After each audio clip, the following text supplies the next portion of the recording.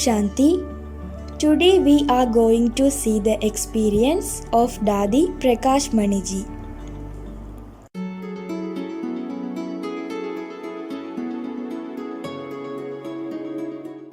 Since childhood, I used to worship Sri Krishna and wished that I could be Meera. There was a Radhe Krishna temple just in front of my house. As part of my daily routine, I would go to the temple in the evening and swing Sri Krishna and put him to sleep, worshipping Sri Krishna with a lot of love. I even used to feel that Sri Krishna and Sri Radhe loved me a lot. I used to read the Bhagavat every day. As well as we Sindhis believe in Shukmani and Granth Sahib, which we were taught in school. I used to enjoy listening to these and to the Ramayana, Mahabharata, etc. In our religion period, I would always come first in the school in this subject. In fact, I loved all my academic studies, coming either first, second or third in the school, never below.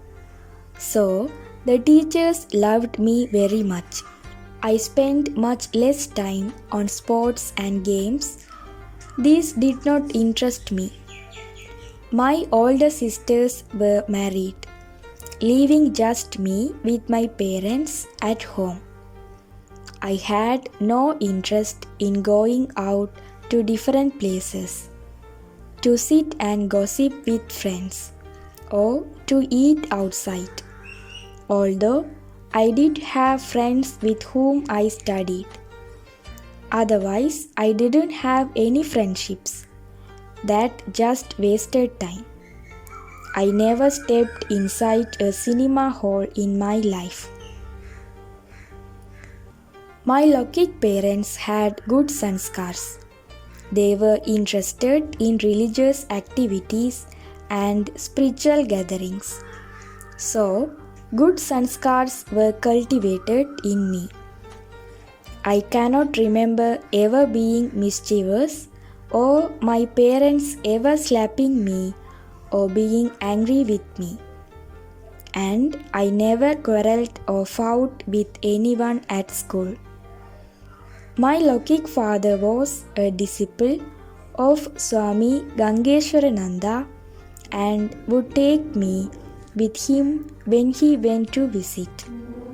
Gangeshwarananda ji also knew how to tell horoscopes and had said to my father, "Your daughter will not marry, but will become Meera." I had never been interested in eating or drinking, touring around, wearing good clothes, etc. I cannot remember ever saying to my mother that I want such and such a dress, or that I feel like eating this today, or please prepare this or that, never. Right from childhood, my favorite slogan was, "Better to die than to ask." I thought to have desire is ignorance. Would the gopis ever have desires? Would Meera ever have any desire? If they never would, why should I? Yes, I definitely had a desire to have a vision of Sri Krishna or of Vishnu. I used to have a deep longing to have a glimpse. When will I have a vision of Sri Krishna? When will I have a vision of Vishnu? I used to wonder. I believed them to be God at that time.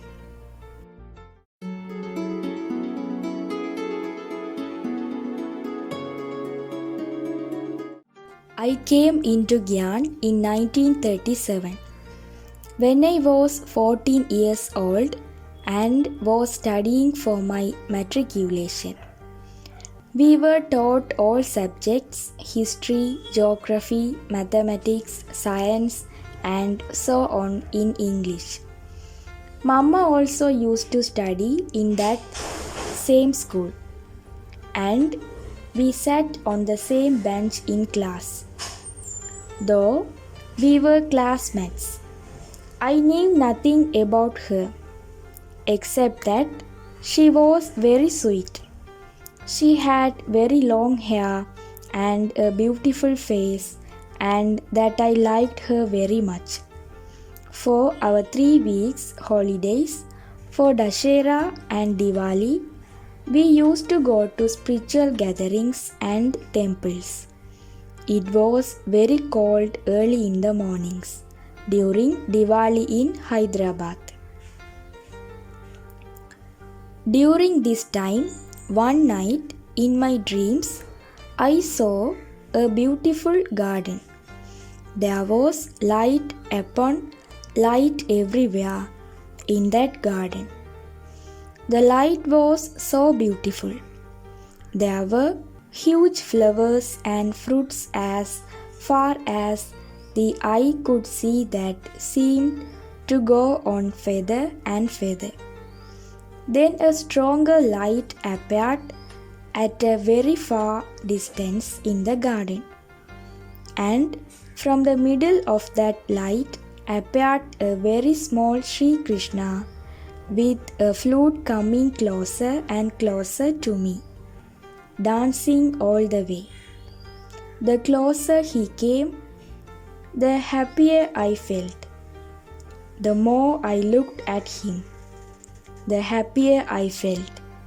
An angel in white appeared in the form of an old man behind Sri Krishna. In my childhood, I had heard a story about Satyanarayana where God comes assuming the form of an old person. When I saw this angel behind Sri Krishna, I felt that I was seeing God Satyanarayan. I repeatedly looked from Sri Krishna to the old-bodied angel. Both appeared very lovely to me.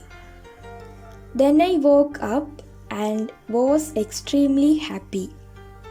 I had heard that if one receives a vision from God, one shouldn't speak of it. Just like when a mute person eats a sweet, they cannot speak of it, even though they enjoy it inside. If a person were to speak of a vision from God that they had received, God would never come again to that one. So, I did not speak a word about it, not even to my mother. Even so, God did not come again. I chanted the rosary of Sri Krishna, went to the temple and called out, "O Sri Krishna, come." He did not come. 3 days passed in this way. Then one of my classmates, who used to go to Om Mandali, invited me to her house. When I arrived at her house, she was in trance, and tears were rolling down her cheeks. Her name was Leela. I called to her, "Leela, Leela," but she didn't hear anything. She was lost in her own world, smiling and putting her hand up.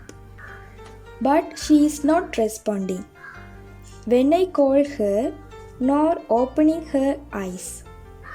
Her mother replied, "Daughter, I do not know what has happened to her. She continues to go into trance. This has been her condition for the past 2 to 3 days." I was very pleased to see the state of her condition. Just as I was about to leave, She came out of her trance, and when she saw me, she said, Rama, come. I will help you have a vision of Sri Krishna. I replied, to have a vision of Sri Krishna is not like going to your auntie's home. I am doing so much devotion and worship yet have been unable to have a vision. Yet you say you can make me have a vision just like that. Then Leela said, now it's evening, but tomorrow morning we will go at 10 o'clock. So I went home and waited for the morning. Baba used to start his gatherings at 10 o'clock in the morning because mostly mothers were attending.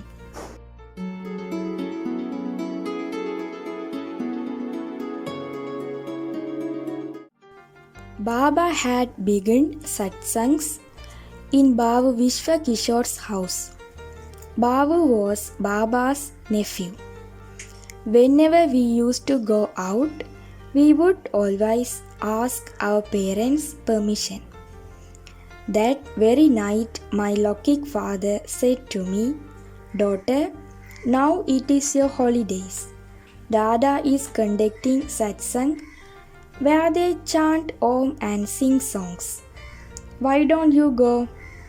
I said, Papa, my friend also told me that one can have a vision of Sri Krishna there. And she asked me to go with her. My father said, okay child, you can certainly go. The next morning, I collected Leela and we went to the satsang. Baba was chanting Om when we arrived. That sound was so nice. My eyes instantly fell on Baba's forehead. It seemed as if light was coming out of his forehead. Of course, I didn't know then who has Shiv Baba or Brahma Baba. I simply remembered how 4 days earlier I had seen Lord Satyanarayan dressed in white along with Sri Krishna in my dreams. And this Dada looked the same. Why did he come in my dreams? Who is he? Is this Baba, Lord Satyanarayan? I was looking at Baba as I was thinking this. As I continued to watch him and listen to the sound of Om, I went into trance. The same Sri Krishna, the same royal garden, the same Lord Satyanarayan, whom I had seen in my dreams, appeared before me. I don't know for how long I was in trance, because when I came back the satsang was over and everyone had left. Someone had woken me up and seeing myself alone, I felt a bit shy, though I was still in the rapture of trance. Baba was sitting in his room and called me, come child, come. As I looked at Baba, sometimes I saw Sri Krishna and sometimes Lord Satyanarayan. Even after returning home, I continued to see these two and couldn't sleep for many nights following. I was in such rapture that I couldn't eat or sleep. My mother was concerned about what was wrong with her daughter, but I liked to be in trance. So I would go and sit on the terrace and go into trance to see Sri Krishna in heaven. My love for this deepened. Papa also started to wonder what had happened to his daughter, but I didn't say anything, except that everything was all right. This had all happened during the period of Diwali. But then the holidays finished and it was time to return to school. I found that I had lost interest in going to school, but still had to go. When I went to the school, I met Mama. I said to her, Radhe, you go to satsang as well. Dada recites and explains the Gita very well. Mama agreed, saying that she had been once before and we both determined to go there daily. Soon afterwards, I said, Papa, I don't want to go to school. Papa looked at me sternly. Why don't you want to go? I don't want to continue this study. I replied, I want to drink the nectar of pure knowledge and give it to others. I want to be a gopi with Sri Krishna and Radhe and dance with them. I want to become a yogini.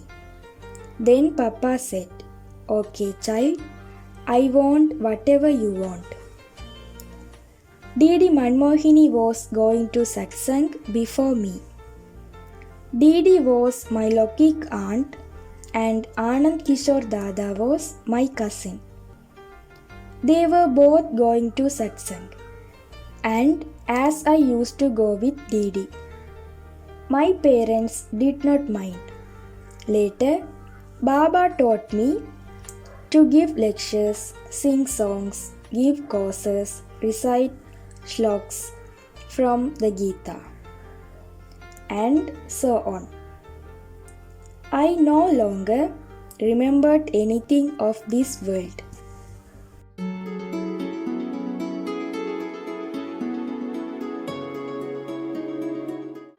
However, before this, one incident stands out in particular. 3 of us friends were on our way to satsang. We were wearing colored clothes and jewelry. Baba's house was in the middle of the market. It was a very big house, and upstairs was a large room where Baba used to stay alone. From upstairs, Baba had seen us arriving and sent a message asking the children to come up. We became nervous as to why Baba was calling us upstairs. Baba called out to us, Children, do you want to get married to one who wears a coat and pants, or to one with a heavenly dress? We did not understand this question because we did not even know what was a coat and pants or a heavenly dress. We were also surprised that Baba should be speaking to us about marriage. Then Baba asked again, Speak, child, do you want to marry Sri Krishna or some boy? I said, Baba, I have already married Sri Krishna. So, there is no question of marrying anyone else. Then Baba said, If you have already married Sri Krishna, why are you wearing colored dresses and jewels? From that day on, I did not wear jewelry or colored clothes.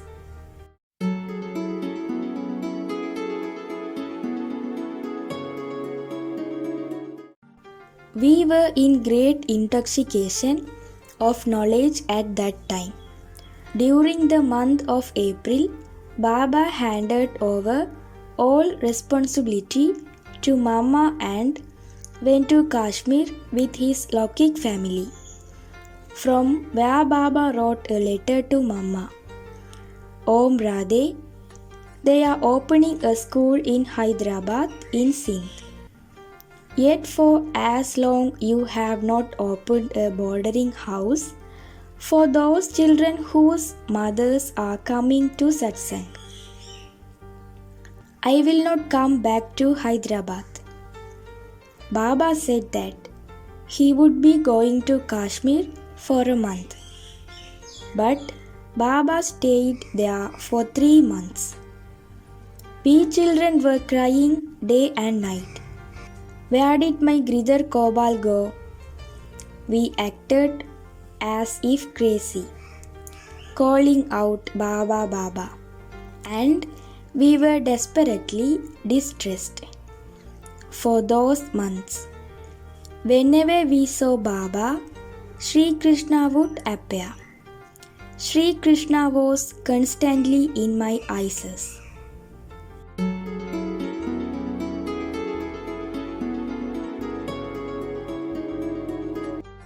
Mama made a lot of effort to open a school. A meeting was held and a committee was formed for it.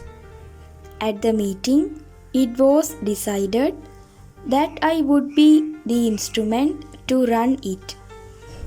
After all of this was completed, Mama wrote a letter to Baba asking him to return to Hyderabad.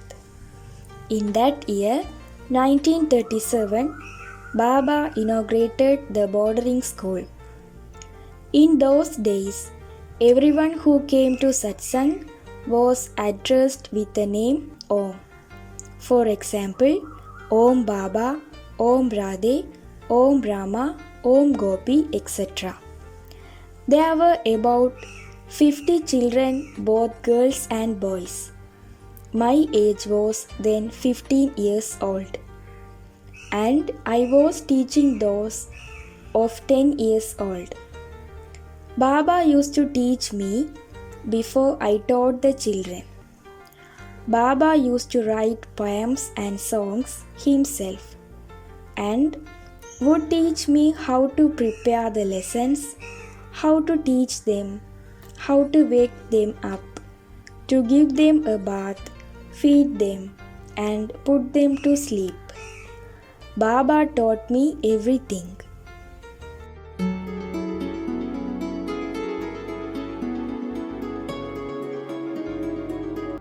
Baba later formed a committee of 4 mothers and 4 Kumaris, a total of 8. He did not include any of his Lokik relatives in it. There was Didi Manmohini, Dadi Rukmani, Roop, Mamma's Lokik mother, Mohindra, and among the Kumaris were Mamma, myself, Dadi Shantamani, and Sundriben. Baba willed all his property in the name of this committee of mothers and Kumaris. Since my childhood, I had never exhibited anything like sulking, crying, quarreling, fighting, stealing, disobeying parents, answering back to older people, or showing ego. So, Baba used to love me a lot. He never showed me a stern eye, never scolded me, nor did he ever ask me why I did something, never. Baba used to love me and also respected me. When Baba stayed with us in Hyderabad, he would sometimes demonstrate his cleverness. There was a train from Hyderabad to Karachi at 2 a.m., taking 3 hours. Baba used to go to Karachi in that train. When we would wake up in the morning to find that Baba had disappeared, we would all get upset, calling out, "Where did you go, my Gridhar? Where did you go, my Gyan Sham? Oh Ganga, oh Jamuna, where did my Sham go?" Then a letter would arrive from Baba saying that I will come after 2 days. After the partition of India, we came to Abu. Om Shanti.